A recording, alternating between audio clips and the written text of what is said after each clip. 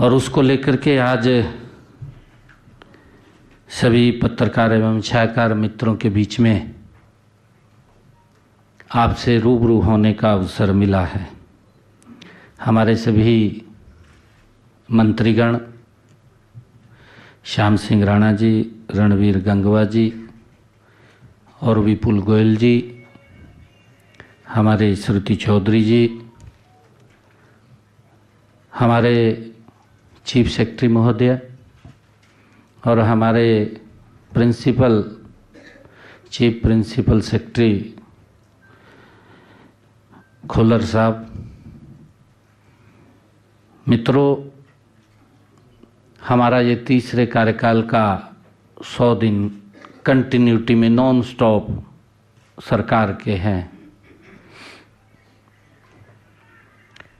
मैं थोड़ा आप लोगों को पहले पीछे ले जाना चाहता हूं, क्योंकि हमारी सरकार ने 2014 से हरियाणा प्रदेश को नॉन स्टॉप आगे बढ़ाने का काम किया है।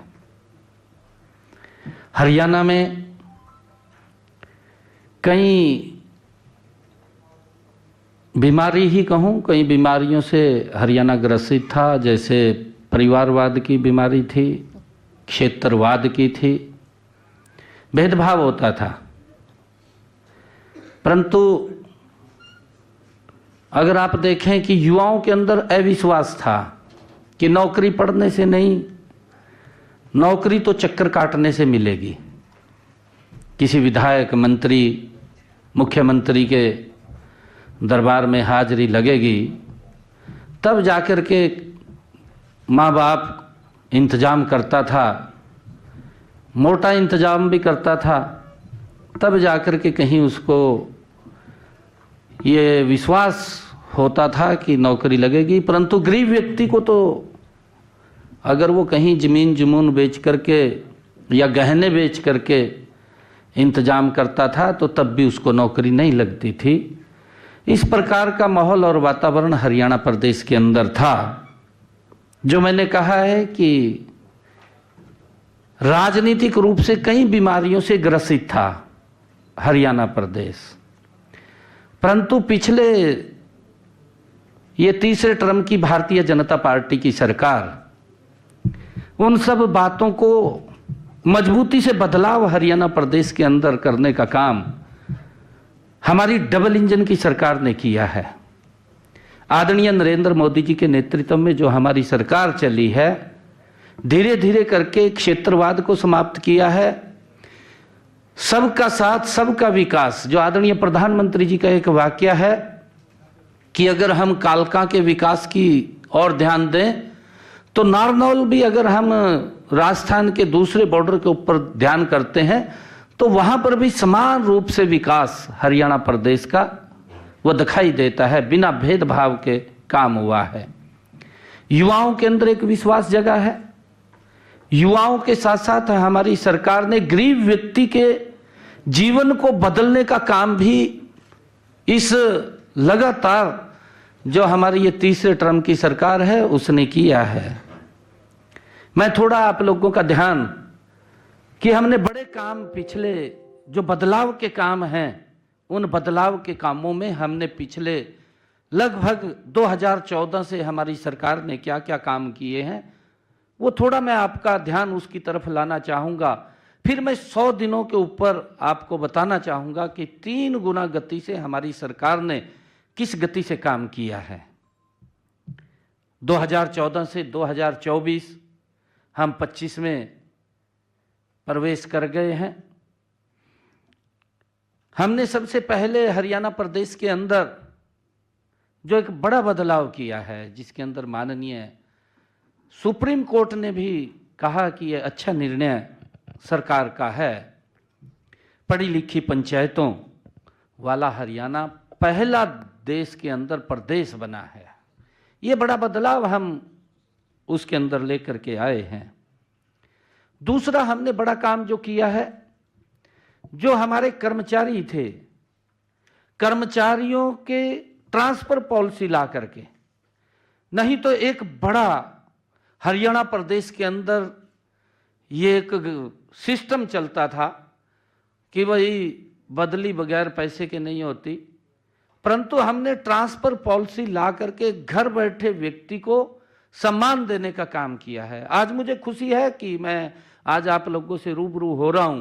आज पूरे हरियाणा प्रदेश के हमारे सभी कर्मचारी भी आज शायद देख रहे होंगे इस बात को, परंतु मैं ये कहना चाहता हूं कि 95% कर्मचारी आज इस हमारी ट्रांसफर पॉलिसी से संतुष्ट हैं। अगर कोई 5%, 2%, 3% अगर कोई दिक्कत आती है, क्योंकि उसको भी एडजस्ट करने का काम करते हैं, परंतु आज हमारे कर्मचारी भाइयों को चक्कर काटने की आवश्यकता नहीं है। ये ट्रांसफर पॉलिसी जो नीति लागू की है, ये हमारा देश का पहला राज्य है जिसने इसको लागू किया है। ये मेरे लिए खुशी की बात है। तीसरा हमने बड़ा काम जो किया है, तीसरा काम किया है परिवार पहचान पत्र, जो घर बैठे ही सरकार की योजनाओं के साथ जुड़ना और घर बैठे ही उन योजनाओं का लाभ उन तक पहुंचना, ये बड़ा एक चेंजिंग। नहीं तो योजना का लाभ लेने के लिए गरीब व्यक्ति को दर दर की ठोकरें खाना पड़ता था। वो ऑफिसों के चक्कर काटता था, एक बार गया, 2 बार गया, हार करके घर बैठ जाता था कि नहीं मिलता। सिस्टम ही ऐसा है। परंतु जब से ऑनलाइन इस सिस्टम को लागू किया है, घर बैठे ही व्यक्ति को किसी दफ्तर के चक्कर नहीं काटने पड़ते, उसको उसके घर के ऊपर योजनाओं का लाभ मिल रहा है। मुझे खुशी है कि 52 लाख परिवारों को 400 योजनाओं का लाभ घर बैठे ही मिल रहा है। ये एक बड़ा काम जो तीसरा परिवार पहचान पत्र ने दिया है कि जो पात्र व्यक्ति है उस तक सरकार पहुंचे, योजनाबद्ध तरीके से पहुंचे, उसको कहीं किसी के पास चक्कर काटने की आवश्यकता नहीं है। ये काम एक बड़ा बदलाव लाने का काम हमारी सरकार ने पिछले ये तीसरे टर्म की जब हम बात कर रहे हैं कि हमने लगातार 2014 से इसके अंदर किया है। मुझे ये भी खुशी है कि हमने चौथा काम जो किया है सामाजिक सुरक्षा पेंशन का। जो हमारे बुजुर्ग हैं, बुजुर्गों को क्योंकि पेंशन नहीं लगती थी, और उसका उदाहरण भी है। अगर आप लोग देखेंगे, जो हमारे विपक्षी दल इस बात को लगातार उठाते रहे हैं, हम आएंगे पोर्टल को बंद कर देंगे, पोर्टल ने ये तो पोर्टल की सरकार है, इस प्रकार का वो जो दुष्प्रचार करते थे, मैं आज उनको भी ये बात बताना चाहता हूं, वो भी इस बात को ध्यान से देखें, क्योंकि स्वीकार तो वो भी करते हैं, परंतु उनकी मजबूरी है, क्योंकि वो अपने दल के अंदर है, उन्होंने अपनी बात करनी होती है, परंतु उनकी मजबूरी वंश वो बात करते हैं। वैसे सिस्टम के प्रति उंगली उठाना उनके बस की बात नहीं है। मैं आपको बताना चाहता हूं कि अगर वो ध्यान करें, जो पोर्टल की बात करते थे, हमारे जो बुजुर्गों को 60 साल के बाद पेंशन लगती थी, उनको सम्मान भत्ता दिया जाता था, उनको पेंशन नहीं लगती थी। अगर आप देखें कि पिछले 10 वर्षों के अंदर 17 लाख बुजुर्गों को पेंशन थी। आज अगर हम देखें इस पोर्टल के कारण कि व्यक्ति छूटे नहीं, और उसको इसके साथ जोड़ा है, जोड़ करके कि अगर ऑटोमेटिक उसकी पेंशन लग जाएगी। मुझे खुशी है जब ये पोर्टल के साथ जुड़ा है, तो अगर हमारे किसी बुजुर्ग की आयु 60 वर्ष हो जाती है तो ऑटोमेटिक उसकी पेंशन लग करके उसके घर पे चली जाती है। ये एक बड़ा बदलाव एक सिस्टम का, क्योंकि उसे ऑफिस के चक्कर नहीं काटने पड़ते, किसी कर्मचारी या अधिकारी के पास नहीं जाना पड़ता, घर बैठे ही उसको पेंशन लग रही है। एक बड़ा बदलाव इसके अंदर उसके जीवन के अंदर आया है, और उसका परिणाम ये निकला कि कांग्रेस अपने 10 वर्षों में हरियाणा प्रदेश में मात्र 17 लाख बुजुर्गों को पेंशन दे पाई, और हमने आकर के उसके अंदर डबल 2 गुना बढ़ोतरी की है। हमारे यहाँ पर 34 लाख बुजुर्गों को ये पेंशन देने का काम हम कर रहे हैं। बड़ा बदलाव उसके अंदर आया है, और उसके बारे में वो समझ भी रहे हैं। हमने हरियाणा के अंदर अगर ये पोर्टल का सिस्टम लागू किया है, इसके माध्यम से हमने लोगों को सुविधाएं दी हैं, क्योंकि पूरे देश के अंदर 1,20,000 रुपये का क्राइटेरिया है जो हमारा बीपीएल परिवार है, परंतु हरियाणा के अंदर हमने उसकी आय सीमा बढ़ाई है।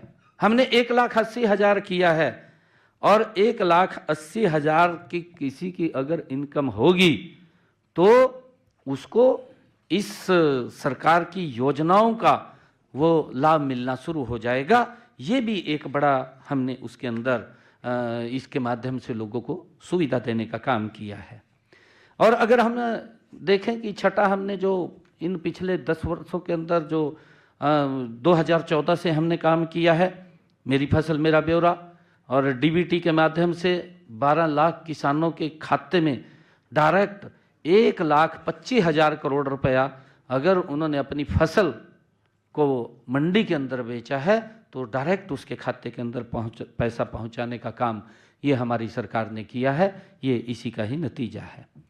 और हमने चाहे आयुष्मान कार्ड है और उसके साथ हमने हरियाणा में चिरायु को जोड़ा है। आयुष्मान और चिरायु को 45 लाख ऐसे परिवार जिनको 5 लाख रुपए का आयुष्मान का लाभ अगर उसको कोई दिक्कत बीमारी आ जाती है, ये पहली ऐसी योजना आदरणीय नरेंद्र मोदी जी ने शुरू की जिसका एक गरीब व्यक्ति को बड़ा संबल मिला है। गरीब व्यक्ति को ये चिंता नहीं है कि उसके इलाज के लिए पैसा कहां से आएगा। ये व्यवस्था अगर किसी ने खड़ी की है तो ये नरेंद्र मोदी और डबल इंजन की सरकार ने हमने पिछले 2014 के बाद इसको खड़ा किया है। और मुझे बताते हुए कि 1,20,36,000 आयुष्मान चिरायु कार्ड ये ऑनलाइन ही बनाए गए हैं। अगर किसी की इनकम 1,80,000 रुपये से नीचे आती है, कई बार प्राकृतिक कोई दुर्घटनावश भी उसकी इनकम कम हो जाती है कि जो परिवार का एम्प्लॉयर मेंबर है, जो कमाने वाला है, जिसके सर के ऊपर पूरा परिवार चल रहा है, कोई दुर्घटना उसके साथ हो जाती है तो वो व्यक्ति ऑटोमेटिक आर्थिक रूप से वो नीचे चला जाता है। तो जब उसकी इनकम कम होती है तो उसका ऑटोमेटिक ही बीपीएल कार्ड वो बन जाता है। ये सुविधा इसके अंदर दी गई है और इसका लाभ भी हरियाणा प्रदेश के अंदर मिला है।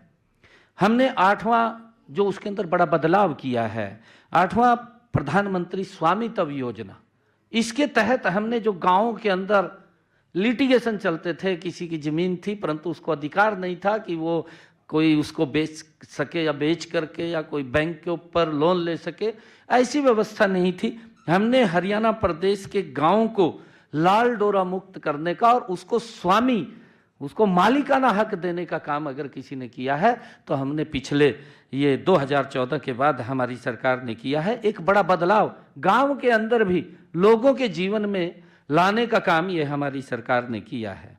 मुझे जो 9वां बड़ा काम हमने पिछले कार्यकाल के अंदर किया है, हम ये देखते थे 2014 से पहले हमारी माताएं बहनें सर के ऊपर मटका रख करके 2-2 किलोमीटर दूर से पीने का पानी घर में लेकर के आती थी, परंतु हर घर में नल और स्वच्छ जल हमने इस लगातार की अपनी सरकार के अंदर हर घर में पहुंचाने का काम किया है। और मुझे खुशी है कि आज हमारी माता बहन कोई भी सर के ऊपर मटका लेकर के दिखाई नहीं देती पीने का पानी लाने के लिए। उसकी रसोई में ही पानी की व्यवस्था करने का काम गति से हमारी इस डबल इंजन की सरकार ने किया है। आदरणीय नरेंद्र मोदी जी के नेतृत्व के अंदर हर माता को एक बड़ा इससे लाभ मिला है, हर घर के अंदर नल और स्वच्छ जल पहुंचा है।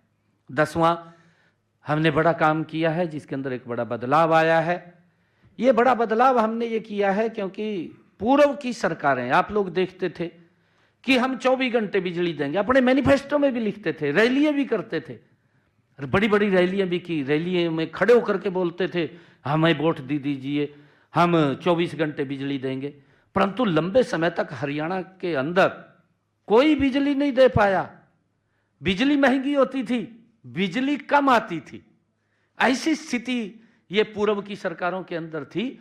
परंतु एक योजनाबद्ध तरीके से हरियाणा प्रदेश के अंदर एक योजना बनी, हमारा गांव जगमग गांव, और उसका परिणाम ये निकला कि हमने 2014 के बाद आज लगभग 5,861 गांव, जो हमारे टोटल 6500 पंचायतें हैं, 6500 पंचायतों के अंदर से 5,861 ऐसे गांव हैं कि हमारे थर्ड टर्म की सरकार के अंदर 24 घंटे बिजली देने का काम ये हमारी सरकार कर रही है। एक बड़ा बदलाव इसके अंदर आया। आज लोग इस बात की चर्चा करते हैं कि दोपहरी के अंदर जब गर्मी पूरी होती थी लाइट नहीं मिलती थी, खाने के समय लाइट नहीं मिलती थी, परंतु आज किसी को दिक्कत नहीं है, इस बात की चर्चा करते हैं। एक बड़ा बदलाव हमने पिछले ये 10 वर्षों के अंदर, हमारी तीसरी टर्म की सरकार के अंदर ये हमने किया है। हमने बेटियों के लिए एक बड़ा काम किया है। मैं देखता था कि बेटियां, इस बात को लेकर के उनके मन में पीड़ा होती थी, क्योंकि हमारे बेटियों के माँ बाप उनको बाहर दूर पढ़ाने के लिए नहीं भेजते थे। एक बड़ी दिक्कत का सामना बेटियों को करना पड़ता था। बेटियों के मन में होता था कि मैं पढ़ाई करूं, परंतु मजबूरी वंश वो पढ़ाई नहीं कर पाती थी। और हमारी सरकार ने पिछले 2014 के बाद एक रोड मैप तैयार किया, डबल इंजन सरकार ने, कि हर 20 किलोमीटर के ऊपर एक सरकारी राजकीय महाविद्यालय खुलेगा। 79 महाविद्यालय हरियाणा के अंदर खोले गए और मुझे खुशी है जिसके अंदर 30 महाविद्यालय स्पेशल लड़कियों के लिए खोले गए। एक बड़ा बदलाव हरियाणा प्रदेश के अंदर बेटियों के जीवन में लाने का काम ये हमारी सरकार ने किया है। इसके लिए मुझे बड़ी खुशी है, क्योंकि हमने ये पिछले, क्योंकि ये तीसरे टर्म की सरकार है, नॉन स्टॉप सरकार है और लगातार हमारी सरकार हरियाणा प्रदेश के लोगों के जीवन के अंदर बदलाव लाने के लिए काम कर रही है। और हमने, क्योंकि ये पिछला थोड़ा मैंने इसलिए, क्योंकि और भी बहुत सारे ऐसे काम किए हैं, चाहे मेरा पानी मेरी विरासत हो, और चाहे सिंचाई योजना के तहत हमने काम किया हो, बहुत सारे, चाहे अमृत सरोवर के माध्यम से हमने काम किया हो। हम लगातार हरियाणा प्रदेश के जीवन, लोगों के जीवन में एक बड़ा बदलाव, चाहे रोड का इंफ्रास्ट्रक्चर की बात करें, इन्हीं पिछले 2014 से लेकर के आज 2025, आज एक भी डिस्ट्रिक्ट ऐसा नहीं है जिसके अंदर 4 लाइनिंग रोड से वो जुड़ा ना हो। लोगों के जीवन के, उनके रास्तों को भी सरल और सुगम करने का काम ये हमारी सरकार ने किया है। मैंने कुछ, क्योंकि ये लगातार नॉन स्टॉप सरकार पिछले 2014 से डबल इंजन की सरकार आदरणीय नरेंद्र मोदी जी और हरियाणा की हमारी सरकार ये चल रही है, इसके अंदर हमने बहुत सारे काम पीछे किए हैं। प्रदेश के लोगों के जीवन में लगातार बदलाव लाने का काम, आदरणीय मनोहर लाल जी जो एक शब्द बोलते थे कि हरियाणा एक, हरियाणवी एक, उसको चरितार्थ करने का काम ये हमारी सरकार कर रही है। आदरणीय प्रधानमंत्री नरेंद्र मोदी जी का जो शब्द है, सबका साथ, सबका विकास और सबका प्रयास, उसको लेकर के हमारी सरकार निरंतर काम कर रही है। मुझे खुशी है कि आज हम, जब हमारी सरकार 100 दिन गौरवशाली हमारी सरकार ने पूरे किए हैं, आज हरियाणा प्रदेश के लोगों के अंदर इस सरकार के प्रति एक बहुत बड़ा विश्वास बढ़ा है। अगर आप लोग देखेंगे, आप लोग चर्चा करेंगे, क्योंकि जब तीसरे टर्म की सरकार आई है, इन 100 दिनों के अंदर लोगों के मनों में हमारी सरकार के प्रति एक बड़ा सम्मान और बड़ा विश्वास जमा है। और हमने भी 3 गुना गति से, आदरणीय प्रधानमंत्री जी ने कहा था कि ये सरकार तीव्र गति से काम करेगी, हमारी ये सरकार 3 गुना गति से काम कर रही है। मैं बताना चाहूँगा कि हमने 100 दिनों में क्या क्या काम किए हैं। 100 दिनों का समय भले ही कम हो, छोटा हो, लेकिन हमने जिस नॉन स्टॉप विकास का संकल्प व्यक्त किया था, उसकी सिद्धि में 100 दिन विकास की 3 गुना गति का साक्षी है, हम सब देख रहे हैं। वैसे तो संकल्प पत्र 5 साल के लिए होता है, 5 साल के अंदर पूरा करना होता है। अगर हम पड़ोस में बात करें हिमाचल प्रदेश की, दूसरी सरकार आने वाली है, लगभग 2 साल मेरे ख्याल से शेष बचे होंगे। अभी संकल्प पत्र की तरफ उन्होंने अपना जो घोषणा पत्र था उसकी तरफ देखा भी नहीं है, तो पूरा करने की तो बात क्या है, परंतु 5 साल के लिए होता है, 5 साल में वो पूरा करना होता है। लेकिन हमने 100 दिनों में ही 240 में से 18 संकल्प पूरे किए हैं। इस गति से काम किया है कि हमने जो हमारे संकल्प पत्र में 240 वायदे हमने हरियाणा प्रदेश के लोगों के लिए किए थे, उसमें से 18 वायदे हमने अपने इस 100 दिन के कार्यकाल में पूरे किए हैं और 6 संकल्पों के ऊपर गति से काम लग रहा है, क्योंकि उसकी कहीं अपनी किसी की आर्थिक रूप से कोई मंजूरी लेनी होती है, उसके कारण से उसमें थोड़ी देरी हो सकती है, परंतु उसके ऊपर काम चल रहा है, जल्दी ही वो भी अमल में आ जाएंगे।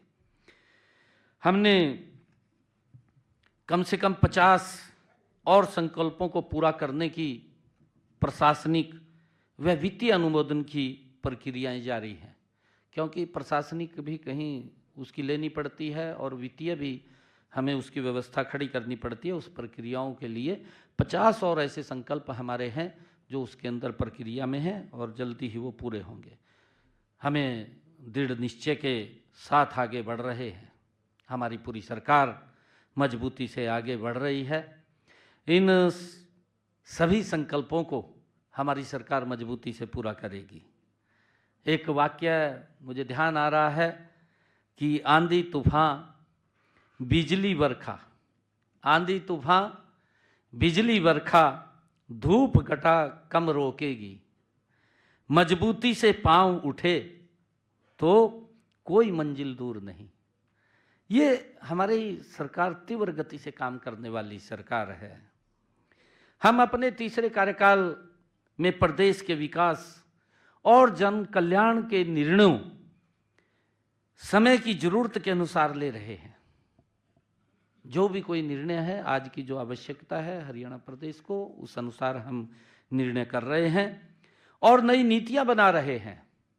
इन 100 दिनों में जो निर्णय लिए गए और जो विकास के कार्य किए गए, उनका विवरण हमने अभी अपनी जो पुस्तक लॉन्च की है उसके अंदर पूरा का पूरा दिया है।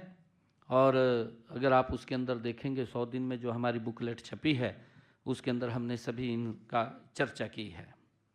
आपको याद होगा कि मैंने पहली बार जब मुख्यमंत्री पद की शपथ लेते ही नागरिकों की समस्याओं और शिकायतों का समाधान के लिए समाधान शिविर लगाने शुरू किए, क्योंकि लोगों को जो समस्याएं होती थी उनको हमने अधिकारियों को, जिसमें हमारा उपायुक्त और पुलिस अधीक्षक, पूरे अधिकारी, सभी विभागों के अधिकारी समाधान शिविरों में सुबह 9 बजे से लेकर के 11 बजे तक आम जन की समस्या को वो सुनते थे, उसका समाधान करते थे। एक ही जगह पर व्यक्ति अपनी समस्या लेकर के आता था, उसका समाधान वहां पर निकलता था। सभी अधिकारी वहां सुनवाई करते थे। मुझे खुशी है कि उन समाधान शिविरों में 75,000 लोगों को, 75,000 से भी अधिक जो उनकी शिकायतें थी, उन लोगों को उसके समाधान निकले हैं, उसका समाधान किया गया है। ये मुझे खुशी है। और लोगों ने इस बात की मांग भी की है। लोग ये बात बोलते थे कि जो आपने समाधान शिविर चालू किए हैं ये चालू रहें, इसको बंद ना करें। ये लोगों की इच्छा के ऊपर है, क्योंकि हमारी ये तीसरे टर्म की सरकार ये आम जन के प्रति जवाबदेही। अगर लोग कह रहे हैं कि ये चालू रहेगा तो चालू रहेगा, ये जनता के ऊपर है। जनता जो चाहेगी वैसा हम अपने इन कार्यों को आगे बढ़ाते रहेंगे।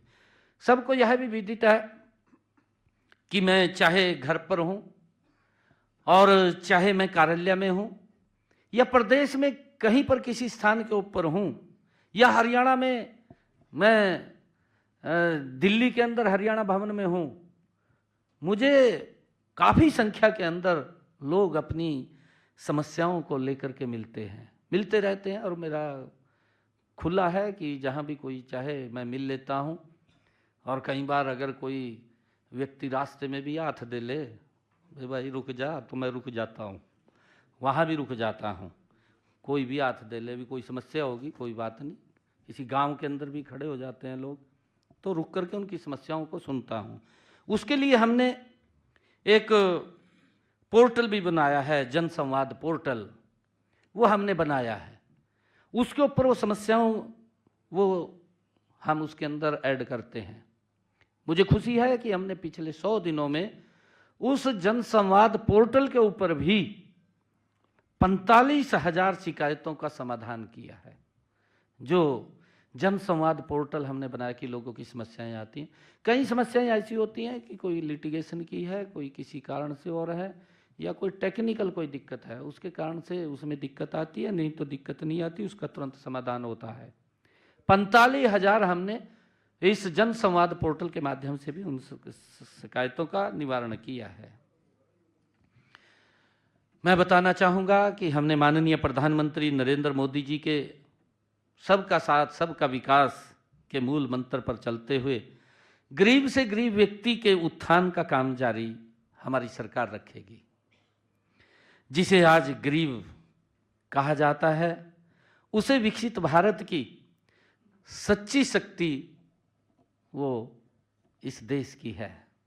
जिसको गरीब कहा जाता है वही विकसित भारत की सच्ची शक्ति है, और उसकी भावनाओं को और उनके आवश्यकताओं को ये सरकार प्राथमिकता के आधार के ऊपर पूरा कर रही है। इसी भावना से मैंने पहले दिन ही ठोस कदम उठाए हैं।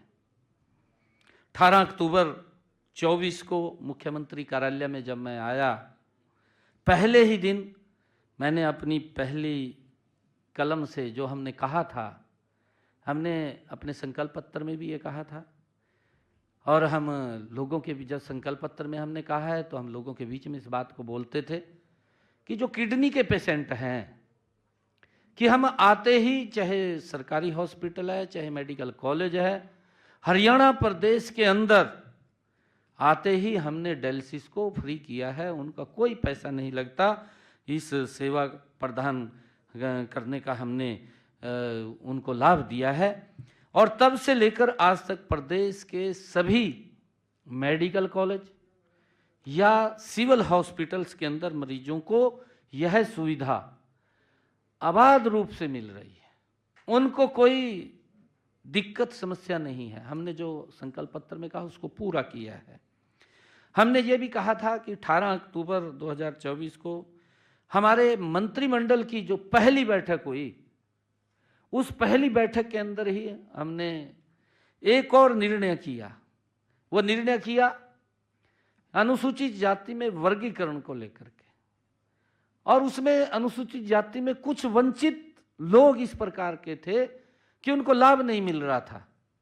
अब उनको भी लाभ मिलना वो शुरू हो जाएगा। वो निर्णय भी हमने आकर के अपनी पहली बैठक के अंदर किया है, जिसका हमने जिक्र भी अपने उसके अंदर किया था। 14 नवंबर 2024 को हमारे तीसरे कार्यकाल के पहले विधानसभा सत्र के अंदर हमने ये कहा था, जो पिछड़ा वर्ग की क्रीमी की व्यवस्था थी उसके अंदर 6,000 रुपये थी। हमने कहा था कि हम इसको 8 लाख रुपए करेंगे, और मुझे खुशी है इस बात की कि हमने आकर के अपने इस मंत्रिमंडल की बैठक में उस क्रीमी लेयर व्यवस्था को तो किया, 6 से 8 किया, परंतु हमने कैबिनेट के अंदर यह भी निर्णय किया कि उन्हें पंचायती राज और स्थानीय निकाय संस्थाओं के अंदर भी उनको 5% का आरक्षण देने का काम ये हमारी सरकार ने किया है। उनकी जनसंख्या का 50% आरक्षण हमने दिया है। हमने जो कहा था उस बात को हमने पूरा किया है, और उसका लाभ भी ओबीसी समाज और एससी समाज के ओबीसी समाज ए और बी के लोगों को उसका मिला है। हमने दूसरे अपने इस कार्यकाल में मुख्यमंत्री तीर्थ दर्शन यात्रा योजना वो शुरू की थी, जिस योजना के अंदर हमने रामलला के दर्शन करने के लिए अयोध्या में यहाँ से ऐसे परिवारों को, जिन परिवारों की इनकम 1,80,000 रुपये से कम है, ऐसे परिवारों को भगवान रामलला के दर्शन करने के लिए अयोध्या धाम यात्रा शुरू की थी। चुनावों के समय हमने अपने संकल्प पत्र में कहा था, हमने कहा था कि हम माता वैष्णो देवी और शिरडी साईं मंदिर के दर्शन करने के लिए भी इस योजना को शामिल करेंगे। हमने उसको शामिल किया है, और उसके साथ साथ हमने जो अभी प्रयागराज में महाकुंभ हो रहा है, उस महाकुंभ के अंदर भी हमने उसको जोड़ा है। और कल ही मैंने महाकुंभ के लिए यात्रियों की 2 बसों को भी झंडी दिखा करके रवाना किया है। ये हमने जो कहा है, लगातार हमारी सरकार उस दिशा के अंदर मजबूती से आगे बढ़ रही है। हमने अपने एक और जो आदरणीय प्रधानमंत्री जी का विषय था, पीएम सूर्य घर मुफ्त बिजली योजना, इसके तहत हमने कहा था कि हम 1 लाख घरों की छतों के ऊपर 2 किलोवाट का, जिन परिवारों की इनकम 1,80,000 रुपये से कम होगी, उन परिवारों की छतों के ऊपर 2 किलोवाट का सोलर पैनल लगाएंगे। पीएम सूर्य घर मुफ्त बिजली योजना। और मुझे खुशी है, इन 100 दिनों के अंदर हम गति से काम कर रहे हैं और तीव्र गति से काम करेंगे। 12,285 ऐसे परिवार हैं जिनकी छतों के ऊपर 2 किलोवाट का सोलर पैनल लग चुका है। हमने गति से इसको आगे बढ़ाया है। इसके ऊपर 1,10,000 रुपये का खर्चा आता है। 80,000 रुपया आदरणीय नरेंद्र मोदी जी देते हैं और बाकी का पैसा हरियाणा सरकार देती है। उस व्यक्ति को इसका लाभ मिलता है। हमने दुर्घटना में परिवार के किसी सदस्य की कोई मृत्यु हो जाती है या दिव्यांग हो जाता है, परिवार को दिक्कत आ जाती है, उसके ऊपर मुसीबतों का पहाड़ टूट जाता है, हमने योजना चलाई, दीनदयाल उपाध्याय अंत्योदय परिवार सुरक्षा योजना। ये जो दीनदयाल उपाध्याय अंत्योदय परिवार सुरक्षा योजना ऐसे परिवारों के लिए जिन परिवारों की इनकम 1,80,000 रुपये से कम है, ऐसे परिवारों को अगर कोई दुर्घटना हो जाती है परिवार के साथ, परिवार के ऊपर दुखों का पहाड़ टूट जाता है, तो उसको संबल देने के लिए ये योजना है। और 6,279 ऐसे परिवार हैं जिनके खाते के अंदर हमने पिछले दिनों ही 233 करोड़ 67 लाख रुपया आर्थिक सहायता के रूप में उनके खाते के अंदर पहुंचाने का काम हमारी सरकार ने किया है। हमारा संकल्प है कि प्रदेश के गरीब से गरीब व्यक्ति के पास अपना मकान हो, और उसको लेकर के आदरणीय प्रधानमंत्री जी ने भी इस बात को कहा है कि देश में एक भी सर ऐसा नहीं बचेगा जिस सर के ऊपर छत नहीं होगी। उस सर के ऊपर छत देना ये हमारी सरकार का कमिटमेंट है और हम लगातार उसको देने का काम कर रहे हैं। इसी दिशा में हमने कदम बढ़ाते हुए 100 दिनों में प्रधानमंत्री आवास योजना शहरी तथा ग्रामीण के तहत 885 परिवारों को पक्का मकान बनाने के लिए 11 करोड़ 53 लाख रुपए की आर्थिक सहायता देने का काम हमने किया है। हमने गरीब परिवारों के लिए मुख्यमंत्री आवास योजना शुरू की है। हरियाणा के अंदर भी हमने इसको शुरू किया है। इसके तहत 14 शहरों में 15,256 गरीब परिवारों को 30-30 गज के प्लाट देने का काम ये हमारी सरकार ने किया है। और अब तक 11 पंचायतों में हमने जो पिछले दिनों कहा था, क्योंकि मैंने एक कार्यक्रम सोनीपत में किया था, सोनीपत के अंदर ऐसे परिवार, क्योंकि पूर्व की सरकारों ने वो वोट देखते थे, वोट के लिए राजनीति करते थे, परंतु हम वोट के लिए नहीं, हम मन से काम करते हैं, ईमानदारी से हमारी सरकार काम करती है। गरीब व्यक्ति को कैसे मजबूत किया जाए, ये पीड़ा नरेंद्र मोदी जी के मन में है कि गरीब व्यक्ति के चेहरे पर खुशहाली है, गरीब व्यक्ति खुशहाल मजबूत हो, उसको लेकर के हमारी सरकार उस तक लाभ पहुंचाए। उन्होंने तो वोट के लिए उनको 100 गज के प्लाट तो बोल दिए थे, परंतु ना कागज दिए थे, ना कब्जा दिया था, लोग चक्कर काट रहे थे। मैंने सोनीपत में कार्यक्रम करके ऐसे सब लोगों को हमने उनको कागज भी दिया, कब्जा भी दिया। आज वो बहुत संतुष्ट हैं। आज उनके मन में है कि सरकार कोई सुनने वाली आई है।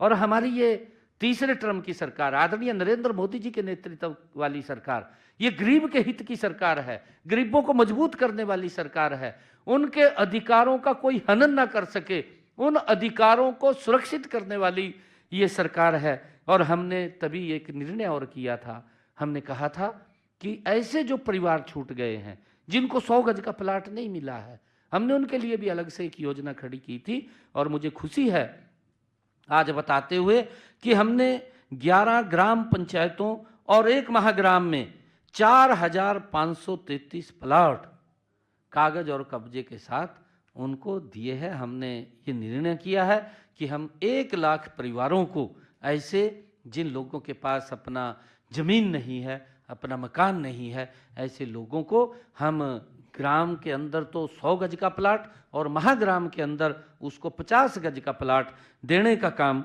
ये हमारी सरकार करेगी। और प्रधानमंत्री आवास योजना के तहत अभी आदरणीय प्रधानमंत्री जी ने तीव्र गति से काम करते हैं। हमारे यहाँ पर 77,000 ऐसे जिन्होंने एप्लीकेशन दी हुई थी और उनको अभी प्रधानमंत्री आवास योजना ग्रामीण और शहरी के तहत उनके पास पैसा नहीं पहुंचा। इसी बजट के अंदर ही 77,000 ऐसे बेनिफिशियरी थे, उनके खाते के अंदर पैसा चला जाएगा और वो मकान बनाना शुरू कर देंगे। वो जल्दी ही हो जाएगा। और हमने आगे भी जिन लोगों ने अप्लाई किया था उसके लिए एक सर्वे हमने करना शुरू कर दिया है। अधिकारियों को हमने कहा है कि उसको सर्वे करके तुरंत अगली लिस्ट तैयार कर लीजिए कि कितने लोग और शेष बचे हैं, उनको भी हम प्रधानमंत्री आवास योजना के तहत मकान देने का काम हमारी सरकार करेगी।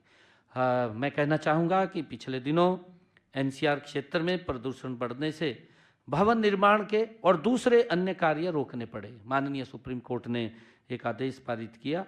इससे हमारे जो मजदूर थे उनकी आजीविका प्रभावित हुई थी, क्योंकि हमारे जो मजदूर हैं वो सुबह कमाते हैं, शाम को खाते हैं। इस प्रकार की स्थिति है। कोरोना के अंदर भी इस प्रकार की स्थिति बन गई थी उनके सामने, परंतु सरकार मजबूती से उनके साथ खड़ी थी, उनको कोरोना में भी दिक्कत नहीं आने दी। और अब जब ये प्रदूषण को लेकर के उसके ऊपर जो ग्रेड 4 वो लगाया गया था, उसके माध्यम से हमने उनका जो गुजारा भत्ता है उसको फेज़ 1 व फेज़ 2 के अंदर उन सब ऐसे श्रमिकों को 4,51,00,000 हमारे जो पंजीकृत श्रमिक हैं उनके खाते के अंदर हमने 230 करोड़ रुपए वित्तीय सहायता के रूप में उनके खाते के अंदर पहुंचाया है, ताकि उनको पारिवारिक में कोई दिक्कत परेशानी ना हो। हमारी सरकार मजबूती से उनके हित के लिए काम कर रही है। इसके अलावा इसी अवधि में श्रमिकों के कल्याण की विभिन्न योजनाओं के तहत हमने 73,697 श्रमिकों को 50 करोड़ 28 लाख रुपए की वित्तीय सहायता वो भी दी है। हमने अपने इसी कार्यकाल के दौरान जो हीमोफीलिया व थैलीसीमिया बीमारी से ग्रस्त रोगियों को भी अभी कैबिनेट के अंदर हमने फैसला किया है और फैसला करके उनको 3,000 रुपये मासिक पेंशन का लाभ देने का काम हमने किया है। यह पेंशन हर आयु, पहले तो 18 वर्ष के बाद मिलती थी, परंतु अब हमने उस कंडीशन को हटा दिया है और कंडीशन को हटा करके किसी भी आयु में जब इस प्रकार की बीमारी हीमोफीलिया या थैलीसीमिया बीमारी से अगर कोई ग्रस्त होता है उसको पेंशन देने का निर्णय हमने किया है और उसका लाभ ऐसे पेशेंट जो रोगी हैं उनको मिलेगा।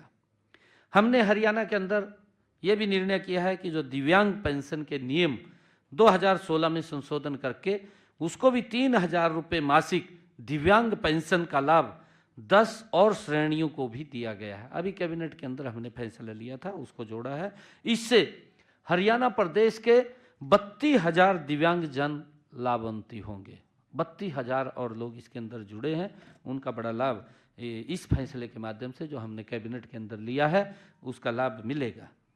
मैं बताना चाहूँगा कि हमने महिलाओं को भी स्वावलंबी बनाकर उनका सशक्तिकरण करना एक हमारा प्रमुख प्राथमिकता है। आदरणीय प्रधानमंत्री जी, हमारी डबल इंजन की सरकार महिलाओं को लगातार सशक्त और मजबूत करने का काम कर रही है। आदरणीय प्रधानमंत्री नरेंद्र मोदी जी ने देश की आधी आबादी को सशक्त बनाने के लिए पानीपत में बीमा सखी योजना का शुभारंभ किया। आप सब जानते हैं इसमें महिलाओं को पहले साल 7,000 रुपये, दूसरे साल 6,000 रुपये, तीसरे साल 5,000 रुपये मासिक वेतन मिलेगा और उन बहनों को जो वो बीमा करेंगी उसका कमीशन तो मिलेगा ही। कमीशन के साथ साथ हर महीने उन बहनों को अलग से 2100 रुपये भी प्रोत्साहन राशि देने का काम ये हमारी सरकार करेगी। इसके लिए एक बड़ी योजना आदरणीय प्रधानमंत्री जी ने बीमा सखी योजना वो पानीपत के ऐतिहासिक भूमि से लॉन्च की है। हमने ये भी निर्णय किया है जो हमने अपने संकल्प पत्र के अंदर भी कहा था और हमने बहनों को भी उसको आज लाभ मिल रहा है। मुझे खुशी है कि हमने इसको पूरा किया है। हमने गरीब परिवारों को एक योजना बनाई, हर घर हर गृहिणी योजना में हर महीने ऐसी बहनों को जो हरियाणा प्रदेश की 13,02,400 परिवारों को निरंतर 500 रुपये में गैस का सिलेंडर उपलब्ध हो रहा है, उसको हमने पूरा किया है। और उसके तहत अभी कुछ के खाते वेरीफाई होने बकाया हैं। हमने अधिकारियों को कहा कि उसकी विभिन्न प्रकार की योजना चला करके लोगों को जागरूक करके कि वो अपने बैंक खाते वेरीफाई करें। बैंक खाते वेरीफाई करेंगे तो हम ऐसे परिवारों को जिनकी इनकम 1,80,000 रुपये से कम है उनको 500 रुपये में ये गैस का सिलेंडर उपलब्ध कराने का जो हमने संकल्प लिया था उसको हम कर रहे हैं। ये भी हमने पूरा किया है। इसका लाभ हमारे हरियाणा प्रदेश के लोगों को मिल रहा है। हमने आंगनवाड़ी जो हमारी बहनें थी, हमारी आंगनवाड़ी की कर्मचारी थी, उनको भी हमने अपने संकल्प पत्र में भी कहा कि उनका मानदेय बढ़ाने का काम हमारी सरकार करेगी। और मुझे ये खुशी है बताते हुए कि हमने आंगनवाड़ी जो कार्यकर्ता है उनके 7,500 रुपये और जो उसकी सहायिकाएँ हैं, आशा वर्कर्स हैं, उनके मानदेय में 400 रुपये मासिक की बढ़ोतरी हमने कर दी है। उसका लाभ उनको मिल रहा है। मुझे बताते हुए कि माननीय प्रधानमंत्री श्री नरेंद्र मोदी जी ने स्वतंत्रता दिवस 2023 के अवसर पर लखपति दीदी योजना शुरू की थी। उन्होंने इसकी घोषणा की थी। इस योजना के माध्यम से प्रदेश की महिलाओं को कौशल विकास प्रशिक्षण देकर सूक्ष्म उद्योग स्थापित करने में सहायता प्रदान की जा रही है। उन लखपति दीदी को उनको मजबूत किया जाए, उनको आगे किया जाए, उनको कौशल प्रशिक्षण देने का काम हमारी सरकार कर रही है। मुझे खुशी है बताते हुए कि प्रदेश में 5 लाख महिलाओं को हमने टारगेट रखा है कि हम हरियाणा प्रदेश के अंदर 5 लाख महिलाओं को लखपति दीदी बनाने का हम काम करेंगे। अब तक हमने हरियाणा प्रदेश के अंदर जो हमने गति से काम किया है, 1,85,000 महिलाओं को लखपति दीदी बनाने का काम हमारी सरकार ने किया है। मुझे ये भी खुशी है कि नारी शक्ति आज हर क्षेत्र में अपनी उपस्थिति दर्ज करा रही है। पहले किसी ने सोचा भी नहीं था कि घर परिवार और बच्चों की जिम्मेवारी संभाल रही महिलाएं ड्रोन भी उड़ा सकेंगी। ये अगर किसी ने इस ड्रोन का प्रकल्प लेकर के आए कि महिलाओं को सशक्त और मजबूत करना है, उनको आत्मनिर्भर बनाना है, ये अगर कोई सोच सकता है तो देश के यशस्वी प्रधानमंत्री ये नरेंद्र मोदी जी की ही सोच हो सकती है। और उन्होंने इस ड्रोन दीदी के माध्यम से महिलाओं को सशक्त और आत्मनिर्भर करने का काम आदरणीय प्रधानमंत्री नरेंद्र मोदी जी ने किया है। हमने नमो ड्रोन दीदी के दृष्टिकोण को आगे बढ़ाने के लिए 5,000 महिलाओं को ड्रोन पायलट प्रशिक्षण देने का हमने संकल्प लिया है कि उनको प्रशिक्षण दे करके उनको आत्मनिर्भर बनाने का काम हमारी सरकार करेगी। मुझे खुशी है बताते हुए कि हमने अब तक 100 महिलाओं को ड्रोन उड़ाने का प्रशिक्षण दे करके उनको 8 लाख रुपया ड्रोन के लिए, मुफ्त में ड्रोन देने के लिए भी हमने उनको दिया है। ऐसी 100 बहनों को पहले प्रशिक्षण दिया है, फिर उनको फ्री में 8 लाख रुपए का ड्रोन भी दिया है। और मुझे ये बताते हुए कि अगर ड्रोन की कीमत 8 लाख रुपए से ज़्यादा है तो उसकी अतिरिक्त राशि उसका सारा का उसको बैंक से दिलवाने का काम करें। 8 लाख तो सरकार देगी, परंतु अगर वो 8 लाख से ज़्यादा का ड्रोन आता है तो उसको बैंक से लोन दिलवाने का काम करेंगे और उस लोन का सारा ब्याज वो हरियाणा सरकार देगी। ये भी निर्णय हमने किया है।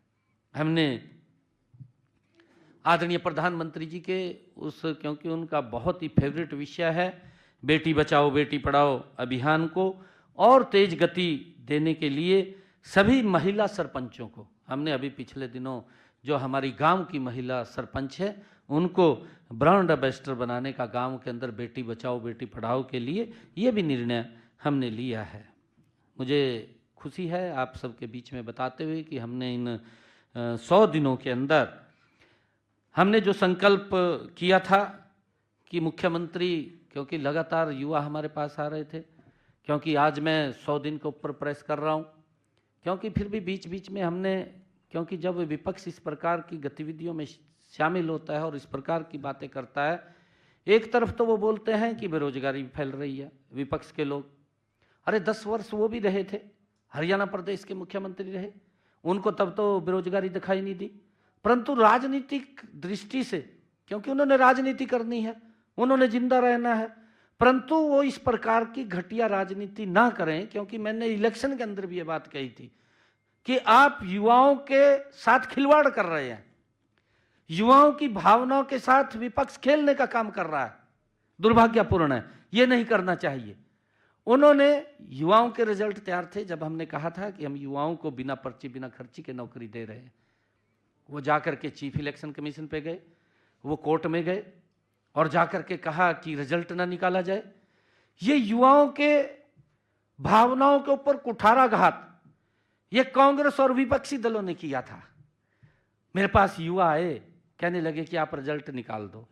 मैंने कहा कि मैं तो नहीं निकाल सकता रिजल्ट, तो क्योंकि मखा कांग्रेस के लोग वो चीफ इलेक्शन कमीशन पे गए और उसने लेटर निकाल दिया है कि जब तक कोड ऑफ कंडक्ट लगा हुआ है तब तक आप कोई भी रिजल्ट नहीं निकालेंगे। और किस प्रकार से उनकी भावनाओं के साथ खेल रहे थे, किस प्रकार की बातें इलेक्शन में कर रहे थे। वो ये बात बोल रहे थे कि मेरे हिस्से में 2000 आएंगी, मैं अपने हिस्से की नौकरी दूंगा। कोई बोल रहा था कि मेरे जितने हिस्से में आएंगे उतनी नौकरी दूंगा। और यहां तक कि एक व्यक्ति तो उनका जो प्रत्याशी था, चुनाव लड़ रहा था, वो ये कह रहा था कि मुझे 50 वोट दो, मैं 50 वोट पे एक नौकरी दूंगा। अरे किस प्रकार से उनकी भावनाओं के साथ खेल रहे थे, किस प्रकार से खिलवाड़ कर रहे थे। अरे जिस प्रकार का 2014 से पहले का सिस्टम था, उस सिस्टम को दोबारा स्थापित करना चाहते थे। युवाओं के अंदर भय था।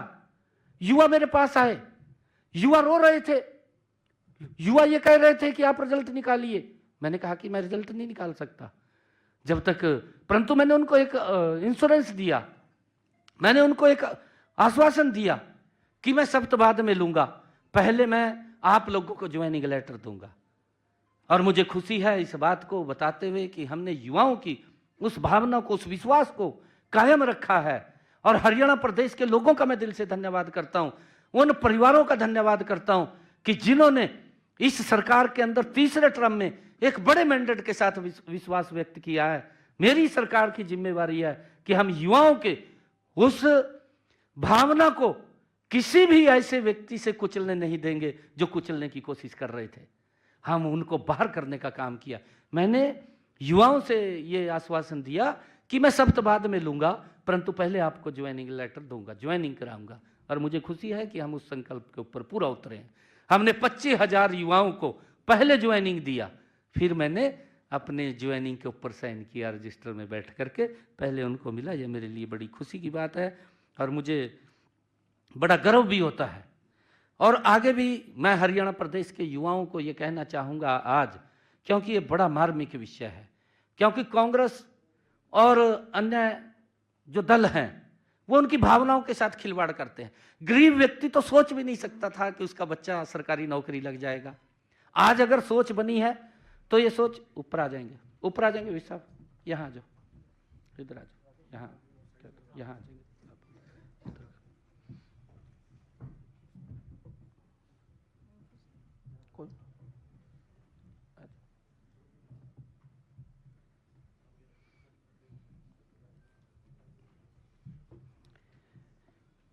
गरीब परिवार का बच्चा ये भी नहीं सोच सकता था, कांग्रेस के समय में वो वोट तो देता था, वोट तक गरीब परिवार सीमित था, परंतु वो अपने बच्चे को नौकरी लगवा सके, संभव नहीं था। ये संभव अगर हुआ है तो ये डबल इंजन की सरकार में हुआ है, नरेंद्र मोदी और भारतीय जनता पार्टी की सरकार में ये संभव हुआ है। और उसका परिणाम निकला है, उसका परिणाम यही निकला है कि हमने बड़ा विश्वास लोगों में गया है कि 25,000 नौकरियां बिना पर्ची बिना खर्ची के इतिहास में पहली बार हरियाणा प्रदेश के अंदर हमने दी हैं। और युवाओं के माँ बाप में, प्रदेश के आमजन में इस बात की गया है, विश्वास गया है कि ये सरकार ये काम करने वाली सरकार है। और हमने पिछले 10 वर्षों के अंदर अगर हम बात करें, पिछले 10 वर्षों में 1,75,000 युवाओं को बिना पर्ची बिना खर्ची के हरियाणा सरकार की नौकरी देने का काम ये हमारी सरकार ने किया है। और मैं ये कहना चाहूँगा कि हमने अपने संकल्प पत्र में कहा है कि आने वाले समय के अंदर हमारी सरकार 2 लाख और नौकरियां देने का काम करेगी, बिना पर्ची बिना खर्ची के करेगी, समय समय के ऊपर, क्योंकि 5 साल के लिए मैंडेट है और लगातार हम हर साल इसके अंदर बढ़ाने का काम करेंगे। मुझे बताते हुए कि धन के अभाव में मेधावी छात्र उच्च कोटि के शिक्षण संस्थानों में शिक्षा प्राप्त करने से वंचित हो जाता था। गरीब व्यक्ति था, पैसे के अभाव के कारण नहीं पढ़ पाता था, क्योंकि वो कहीं दाखिला नहीं ले पाता था। हमने उनका ख्याल रखा है और हमने मेधावी छात्रों को वित्तीय सहायता प्रदान करने के लिए पीएम विद्या लक्ष्मी योजना, उसका शुभारंभ किया है। पीएम विद्या लक्ष्मी योजना 6 नवंबर को शुरू की गई। इसके तहत उच्च कोटि के उच्च शिक्षण संस्थानों में प्रवेश लेने वाले छात्रों को ट्यूशन फीस, पूरी राशि और पाठ्यक्रम से संबंधित अन्य खर्चों के लिए बैंकों व वित्तीय संस्थानों से गारंटी मुक्त ऋण दिलवाया जाएगा। ये निर्णय हमने किया है।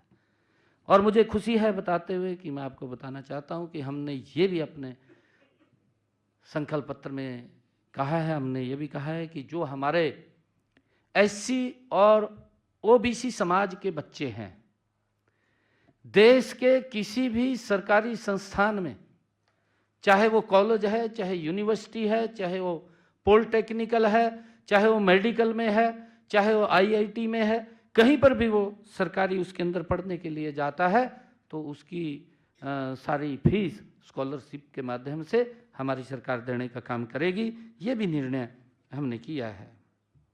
ग्रामीण क्षेत्रों के युवाओं को जिम के सुविधा मिले, हष्ट पुष्ट हों, स्वस्थ हों, उसको लेकर के हमने पिछले दिनों, हमने अपने संकल्प पत्र में भी कहा था, हमने पिछले दिनों 19 जिलों में 50 करोड़ रुपए की लागत से 250 इंडोर जिम खोले हैं। अभी पिछले दिनों ऑनलाइन हमने उसका काम किया है, जो हमने जो कहा था। हमारे युवाओं ने खेलों में प्रदेश और देश का नाम दुनिया भर में चमकाने का काम वो हमारे हरियाणा के युवाओं ने किया है। हमें गर्व है कि हमारे ऐसे 11 प्रतिभाशाली खिलाड़ियों को माननीय राष्ट्रपति महोदय श्रीमती द्रौपदी मुर्मू जी ने हाल ही में उनको सम्मानित किया गया। इनमें से एक खिलाड़ी को मेजर ध्यानचंद खेल रत्न अवार्ड से सम्मानित किया गया, 10 खिलाड़ियों को अर्जुन अवार्ड से सम्मानित किया गया, एक कोच को द्रोणाचार्य अवार्ड से सम्मानित किया गया है। इन सब खिलाड़ियों और इनके माता पिताओं को, क्योंकि उनकी बड़ी मेहनत होती है और सरकार मजबूती से उनके पीछे खड़े होकर के उनको आगे बढ़ाने का काम करती है। और उनके प्रशिक्षक जो उनको ट्रेनिंग देते हैं, उनके ट्रेनर्स, उनको सबको मैं बहुत बहुत शुभकामनाएं और बधाई देता हूं। पेरिस पैरालंपिक में स्वर्ण पदक और टोक्यो पैरालंपिक में कांस्य पदक जीतने वाले हरियाणा के तीरंदाज हरविंदर सिंह का नाम इस साल पद्मश्री से सम्मानित होने वालों में आया है। झज्जर निवासी साहित्यकार डॉक्टर संतराम देसवाल को भी पद्मश्री से सम्मानित किए जाने का घोषणा हुई है। मैं उन्हें भी हार्दिक बधाई और शुभकामनाएं देता हूं।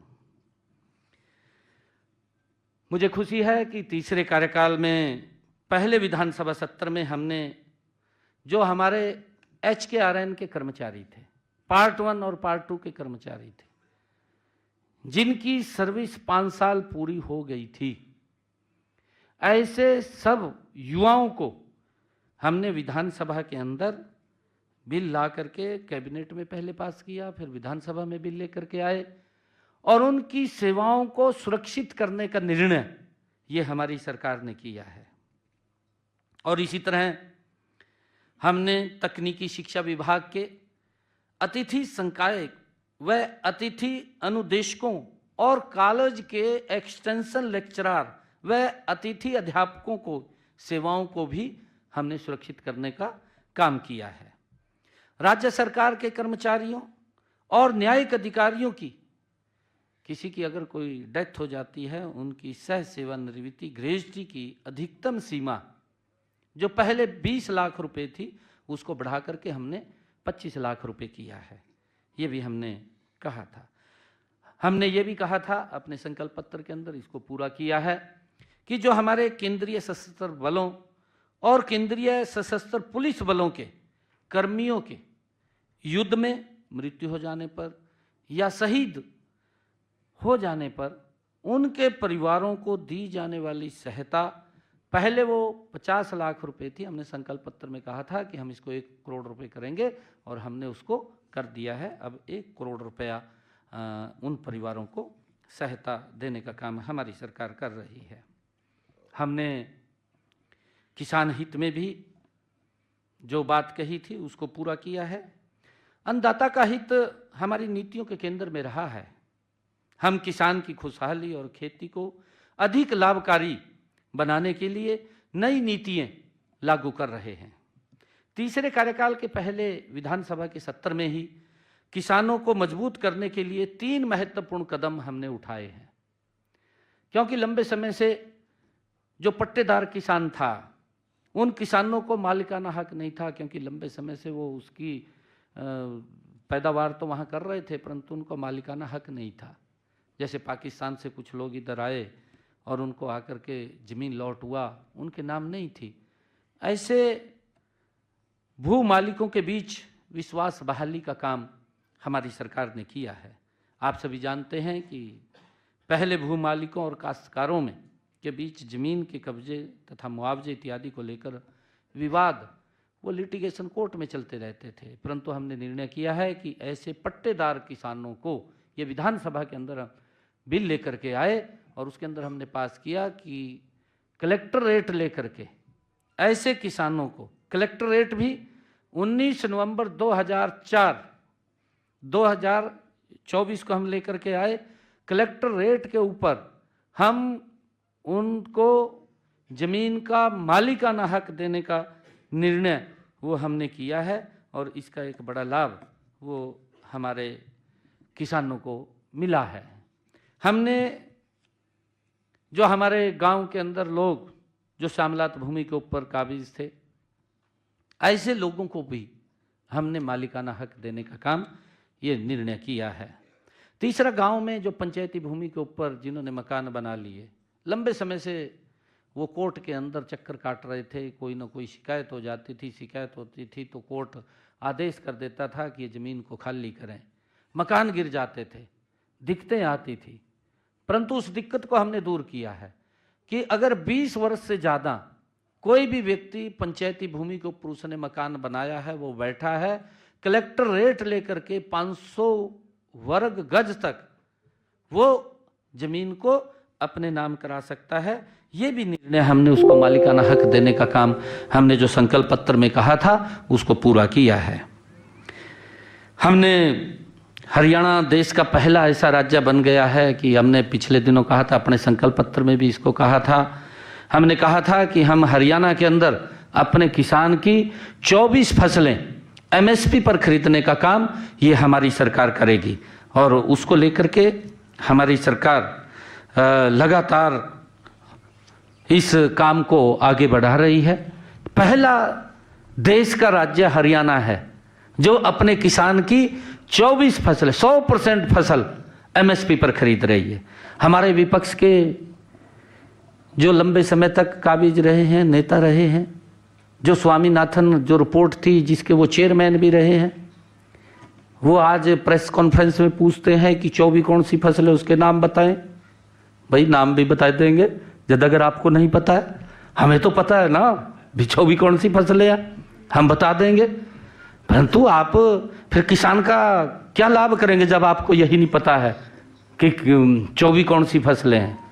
जो भी फसलें हैं हरियाणा प्रदेश के अंदर, जितनी भी फसलें हैं मैं बताना चाहता हूं उसके अंदर, अगर उनको ध्यान में नहीं है, धान की फसल है, ज्वार की फसल है, बाजरा की फसल है, रागी है, मक्का है, तुर है, मूंग है, उड़द है, मूंगफली है, सूरजमुखी है, सोयाबीन है, तिल है, काला तिल है, कपास है, गेहूं है, जौ है, चना है, मसूर है, रेपसीड है, सरसों और सैफफ्लावर है, तोरिया है, कोपरा है और छिलका रहित नारियल है, जूट है।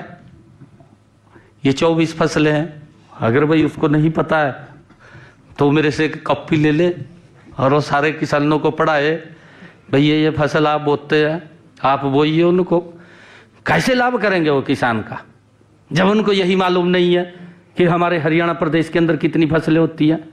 कम से कम उसका तो ध्यान करना चाहिए, तभी तो लाभ देंगे हम। जब उनको मालूम नहीं है, कहा जी 24 फसलें नहीं का नाम बताओ, ये नाम भी बता दिए मैंने, तो सुने होंगे जरूर। हमने हरियाणा के अंदर जो खरीफ सीजन है, खरीफ सीजन 2024 में कम बारिश हुई। हमारी कैबिनेट ने निर्णय किया कि किसानों के खर्चे ज़्यादा हो रहे हैं, उनके खर्चे कम होने चाहिए। और हमारी कैबिनेट ने निर्णय किया कि किसानों के खाते में 2000 रुपये प्रति एकड़ बोनस के रूप में पहुंचाने का काम हमारी सरकार करेगी। कैबिनेट ने निर्णय किया, मुझे खुशी है, आज हरियाणा प्रदेश के किसानों के खाते में 1345 करोड़ रुपए की राशि किसानों के खाते में उस धान की फसल के अंदर बरसात कम होने के कारण उनके खर्चे कम हों, हमने पहुंचाने का काम किया है। इसका एक बड़ा लाभ मेरे हरियाणा प्रदेश के किसानों को मिला है। हमने हरियाणा के अंदर प्रधानमंत्री किसान सम्मान निधि, ऐसे 18वीं किस्त चली गई है, लगातार 2000 रुपये 4 महीने के बाद उनके खाते में पहुंचाने का काम आदरणीय प्रधानमंत्री नरेंद्र मोदी जी कर रहे हैं। अगर हम बात करें, आज 342 करोड़ ऐसे किसान हैं जिनके बैंक खाते के अंदर 6203 करोड़ रुपए की राशि पहुंचाई गई है पूरे देश के अंदर प्रधानमंत्री किसान सम्मान निधि के माध्यम से। कांग्रेस के लोग बताएं किसानों के हित में क्या काम किया है। राजनीति तो करते हैं किसान के नाम की, परंतु उनके हित के अंदर क्या कदम उठाने हैं वो दिमाग शून्य है, कोई दिमाग नहीं है। भाई किसानों को मजबूत भी करना है, अन्नदाता है, हमारे लिए प्रिय है, हम उसकी मजबूती के लिए एक एक कदम उठा रहे हैं, उनको मजबूत कर रहे हैं। हमारे हरियाणा के अंदर हमने 19 लाख ऐसे किसान हैं जिनके खाते के अंदर प्रधानमंत्री किसान सम्मान निधि वो लगातार पहुंच रही है।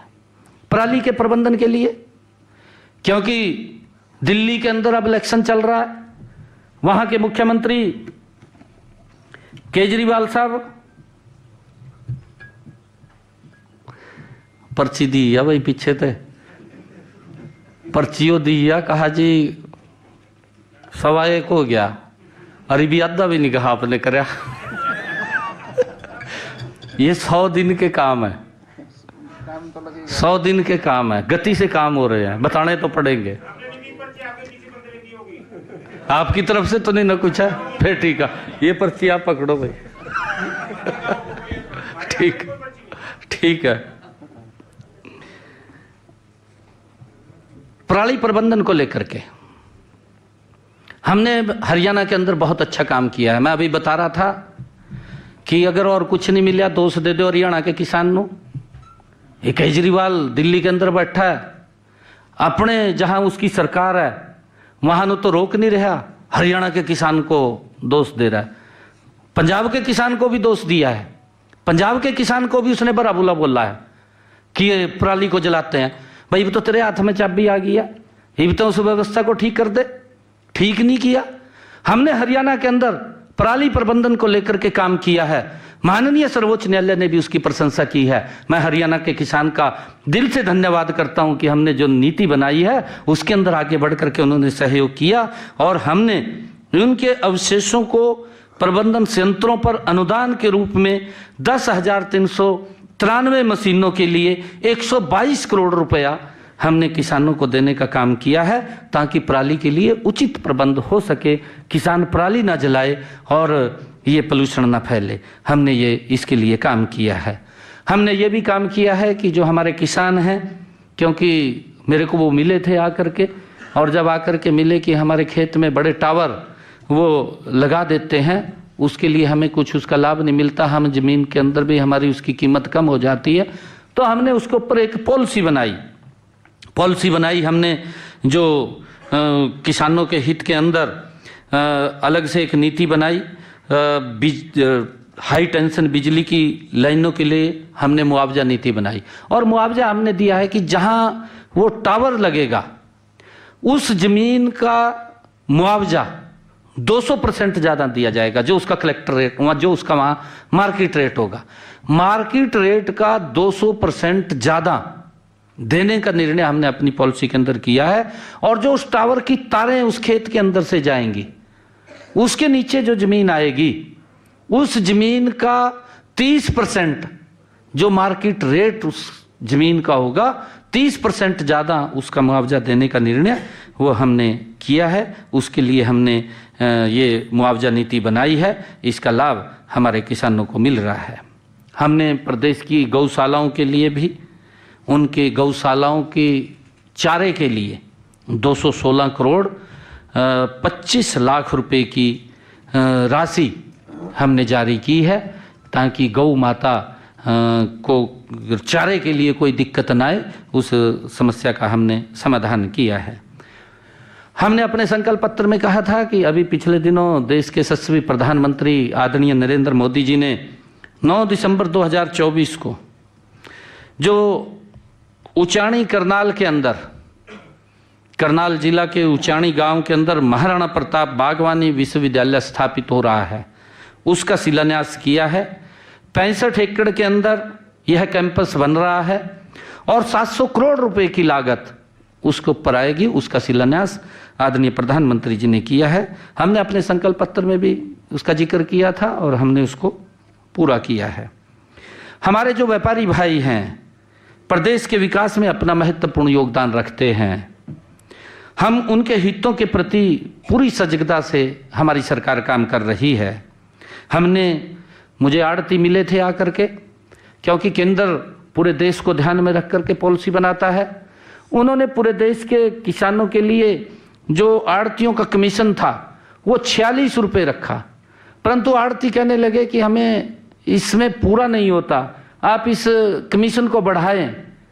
तो उन्होंने एक हमें ज्ञापन दिया था, हमने अपने संकल्प पत्र में भी डाला, और डाला नहीं, हमने उसको पूरा कर दिया है।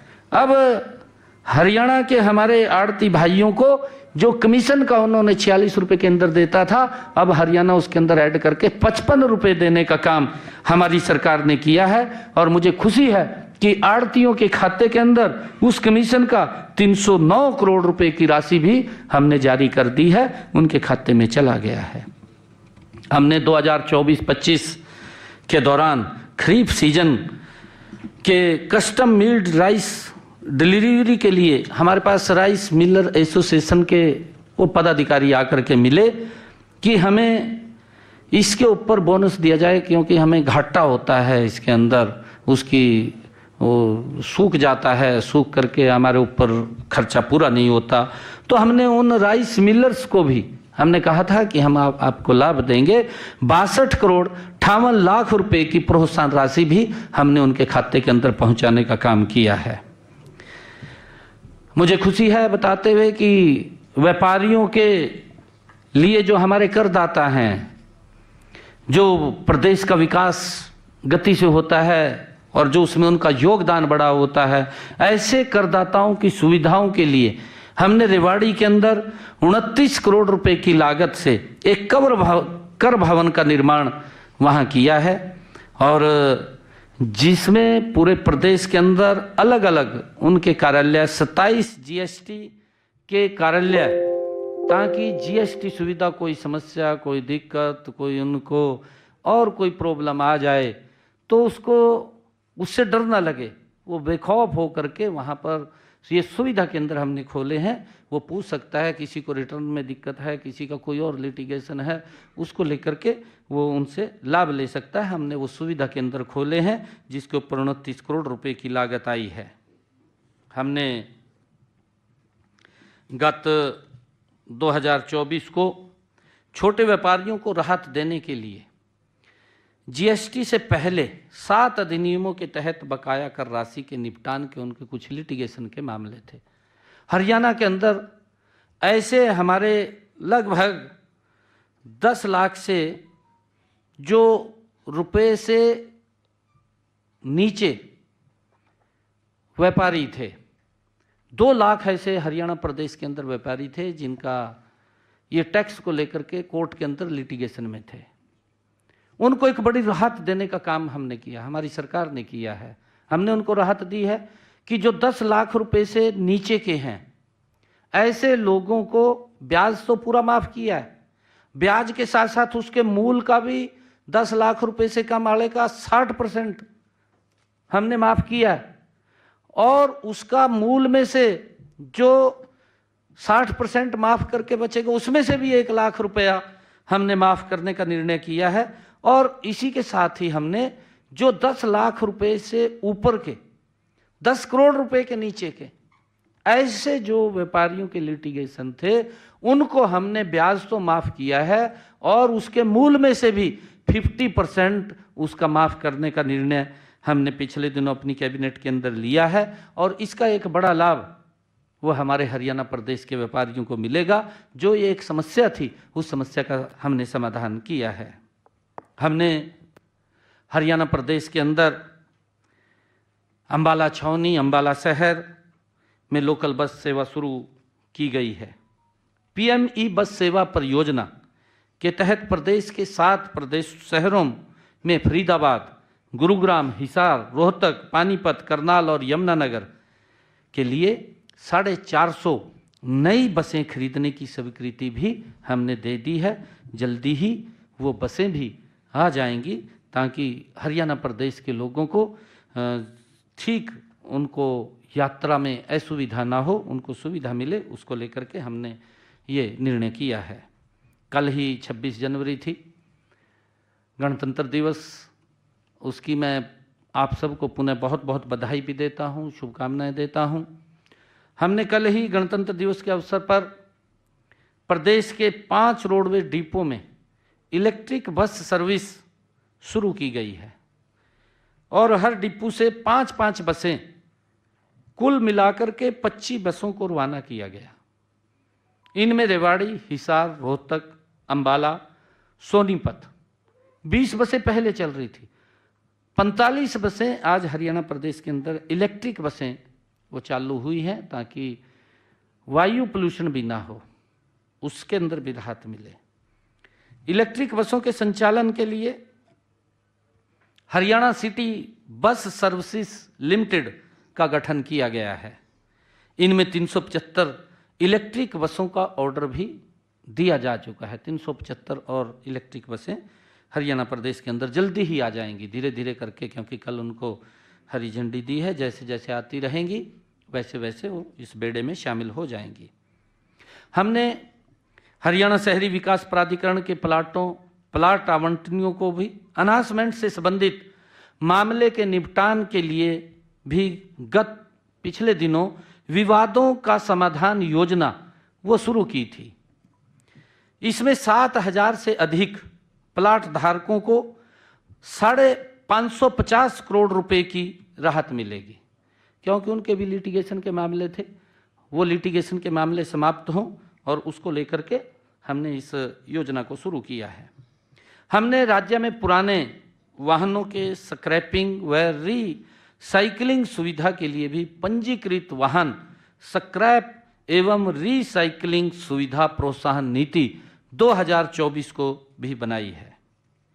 हमने अपने संकल्प पत्र में भी कहा था कि हरियाणा प्रदेश के अंदर जो 70 साल से ऊपर के बुजुर्ग हैं, आदरणीय प्रधानमंत्री जी ने इस बात की घोषणा की थी, 70 साल की आयु के ऊपर के बुजुर्गों के लिए आयुष्मान भारत योजना लेकर के आएंगे।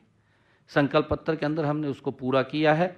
आज हरियाणा प्रदेश के अंदर जो 70 साल से ऊपर के बुजुर्ग हैं, उनको भी अलग से, कोई भी है, किसी भी वर्ग से है, 5 लाख रुपए का आयुष्मान कार्ड उसको दिया है। अगर कोई दिक्कत बीमारी उसको आ जाती है तो परिवार को इलाज की चिंता नहीं है, उसकी इलाज की चिंता ये हमारी डबल इंजन सरकार को है। और मुझे खुशी है कि अब तक इस योजना के तहत हरियाणा प्रदेश के अंदर 4100 ऐसे लाभार्थियों को 9 करोड़ रुपए के मुफ्त इलाज की सुविधा ये हमारी सरकार ने दी है। ESIC मेडिकल कॉलेज एवं फरीदाबाद में 625 करोड़ रुपए की लागत से बनने वाले 500 बेड अस्पताल के नए भवन की भी आधारशिला आदरणीय प्रधानमंत्री जी ने पिछले दिनों रखी है। इसके विस्तार से प्रदेश के श्रमिकों को और बेहतर चिकित्सा सुविधाएं मिलेंगी। हमने सेक्टर 6 पंचकुला सिविल अस्पताल में पैथोलॉजी, डर्मेटोलॉजी, मनोचिकित्सा और अस्पताल प्रशासन में DNB डिग्री कार्यक्रम शुरू करने की भी मंजूरी प्रदान की है। हर जिले में हमारी सरकार का कमिटमेंट है, हर जिले में एक मेडिकल कॉलेज के लक्ष्य की ओर आगे बढ़ते हुए हमने अभी पिछले दिनों सिरसा में संत सरसाईनाथ मेडिकल कॉलेज, वहाँ पर भूमि पूजन किया है और जल्दी ही वो बनकर के तैयार हो जाएगा। इंफ्रास्ट्रक्चर के मामले में माननीय प्रधानमंत्री नरेंद्र मोदी जी द्वारा 5 जनवरी को 6,230 करोड़ रुपए की लागत से बनने वाले रिठाला से कुंडली मेट्रो कॉरिडोर का शिलान्यास भी आदरणीय प्रधानमंत्री जी ने किया है। इस कॉरिडोर की लंबाई 26 किलोमीटर तथा इस पर कुल 21 स्टेशन होंगे। इंटीग्रेटेड एविएशन हब हिसार के लिए तकनीकी सहायता हेतु अमेरिका व्यापार एवं विकास एजेंसी USTDA और हरियाणा एयरपोर्ट विकास निगम के बीच समझौता MOU हुआ है, उस पर हस्ताक्षर हुए हैं। जल्दी ही हिसार एयरपोर्ट से हवाई जहाज की उड़ान शुरू हो जाएगी। तीव्र गति से हमारी सरकार उसके ऊपर काम कर रही है। प्रदेश में 232 किलोमीटर लंबी नई संपर्क सड़कों का निर्माण, अंबाला दो एयरपोर्ट, एक अंबाला भी लगभग उसकी दोनों इकट्ठी फाइल चल रही है, उसकी भी NOC आनी थी, अंबाला की भी आ गई है, हिसार की भी आ गई है। अब हिसार के अंदर जो ही उसका एयरपोर्ट का वो ढांचा खड़ा होगा तो जल्दी ही वहाँ से और अंबाला से उसकी उड़ान शुरू हो जाएगी। प्रदेश में 232 किलोमीटर लंबी नई संपर्क सड़कों का निर्माण 179 करोड़ रुपए तथा 810 किलोमीटर लंबी सड़कों की विशेष मरम्मत का कार्य 347 करोड़ रुपए की लागत से किया जा रहा है। परिवहन व्यवस्था को और सुदृढ़ करने के लिए हरियाणा रोडवेज के बेड़े में 650 नई बसें शामिल करने की मंजूरी भी दी गई है। इनमें 150 AC बसें तथा 500 नॉन AC बसें शामिल होंगी, क्योंकि रोडवेज का इंफ्रास्ट्रक्चर मजबूती से लोगों को, हरियाणा प्रदेश के जन को उसका लाभ मिले, उसको लेकर के हमने ये ऑर्डर हो गया है। जल्दी ही ये बसें तैयार होकर के शामिल हो जाएंगी। हमने गांव के अंदर ये बात कही थी कि हर फिरनी के ऊपर स्ट्रीट लाइटें लगाने की एक योजना हमने शुरू की थी। 5 ब्लॉक के अंदर जहां अधिक आबादी वाले गांव हैं, वहां पर हमने उन गांवों को चयन किया था।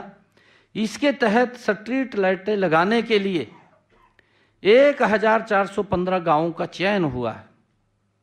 इनमें से 283 गांवों में स्ट्रीट लाइटें लगाने का काम पूरा कर लिया है और 169 गांवों में वो प्रगति पर है। पिछले 100 दिनों में विकास कार्यों के लिए पंचायतों को हमने 500 करोड़ रुपया विकास कार्यों के लिए जारी किया है। कुल मिलाकर हमने 100 दिनों में जन भावनाओं के अनुरूप तेजी से निर्णय लेते हुए उन्हें लागू भी किया है। और मैं आपको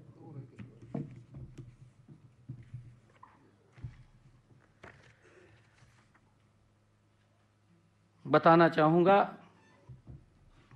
ये विषय आ गया।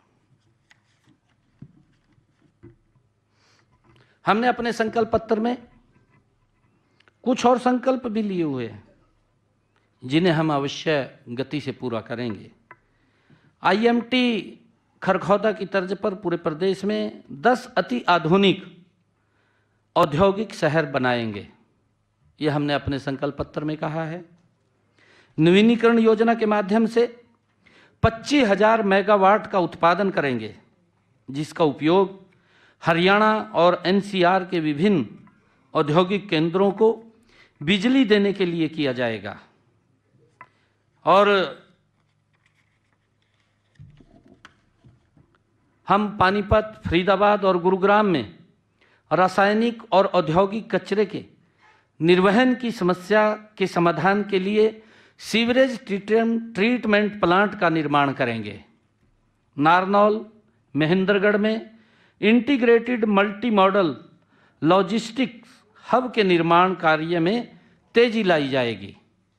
हम केंद्र सरकार की पीएम मित्र योजना के साथ सहयोग करेंगे और हरियाणा के सबसे बड़े टेक्सटाइल केंद्र अंबाला में एक एकीकृत कपड़ा मार्केट स्थापित करेंगे। हम उत्पाद से जुड़े प्रोत्साहन योजना और हरियाणा फार्मास्यूटिकल नीति 2015 के माध्यम से आगामी फार्मास्यूटिकल उद्योग का दोहन करने के लिए करनाल में फार्मा पार्क की स्थापना में तेजी लाएंगे। हम पीपी मोड में महेंद्रगढ़ में डिफेंस और एरोस्पेस हब स्थापित करेंगे। हम नए उद्योगों के विकास के लिए ई भूमि द्वारा 10,000 एकड़ का नया लैंड बैंक बनाएंगे। किसी भी सरकारी संस्था द्वारा समय पर भुगतान न करने पर संबंधित को 8% की दर से ब्याज का भुगतान करने की नीति लागू करेंगे। मुझे विश्वास है कि ये निर्णय माननीय प्रधानमंत्री नरेंद्र मोदी जी द्वारा वर्ष 2047 तक भारत को विकसित राष्ट्र बनाने में हरियाणा के अहम योगदान की सशक्त आधारशिला साबित होंगे। मैंने 100 दिनों में से हर दिन जन सेवा को अर्पित किया है। जिस दिन से चला हूं मेरी मंजिल पर नजर है। जिस दिन से चला हूं मेरी मंजिल पर नजर है। आंखों ने कभी मील का पत्थर नहीं देखा। धन्यवाद।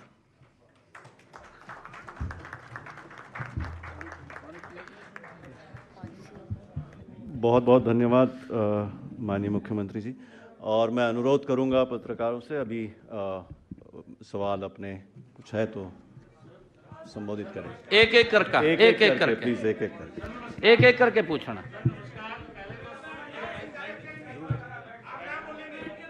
एक एक करके बोलिए। सर नमस्कार जी, 100 दिन की आपको बहुत बहुत बधाई। पहले तो मैं Komal Ramola, senior correspondent top story English daily.